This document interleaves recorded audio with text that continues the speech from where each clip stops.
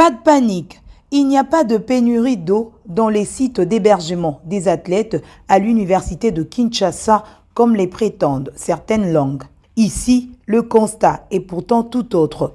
Les athlètes venus des différents pays pour participer à la 9e édition de Jeux de la francophonie à Kinshasa sont logés dans des conditions requises. Des pavillons complètement rénovés selon les normes internationales de logement, des chambres en passant par la cuisine et les installations, tout est au point.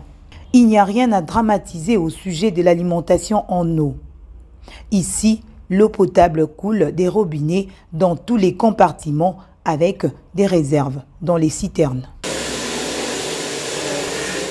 Entreprise générale de construction de Kinshasa qui a procédé à la réhabilitation de ces hommes de l'Unikine balaye d'un revers de la main les informations sur le manque d'eau et explique en ces termes. La colline inspirée est servie par la régie des eaux par rationnement. Ici, nous avons des citernes qui approvisionnent les hommes.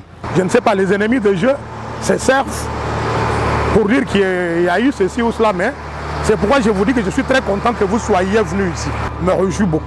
Ce que vous voyez vous-même, est-ce que c'est conforme à ce que vous avez vu dans les réseaux sociaux? Parce que maintenant, moi, je réponds non avec les paroles, mais avec ce que vous êtes en train de voir. Qu'est-ce que vous voyez vous-même? La messe culturelle et sportive de la francophonie va bel et bien se tenir dans la plus grande ville francophone. Il s'agit donc d'une mauvaise campagne. J'ai eu écho de ces fausses informations, cette fausse alerte. L'eau coule dans des robinets, contrairement à ce qui est répandu sur les réseaux. Il n'y a rien qui va nous arrêter. La détermination est là.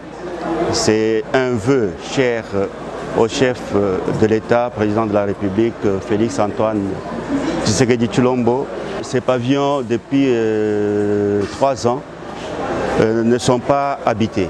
Cette colline universitaire est alimentée par les eaux de la régie des eaux. Sur à peu près 300 chambres, on a besoin d'une capacité de 40 000 mètres cubes d'eau pour assurer toute une journée convenable, en fonction de à peu près litres d'eau par athlète. Il faut dire aussi qu'il y a eu un problème technique.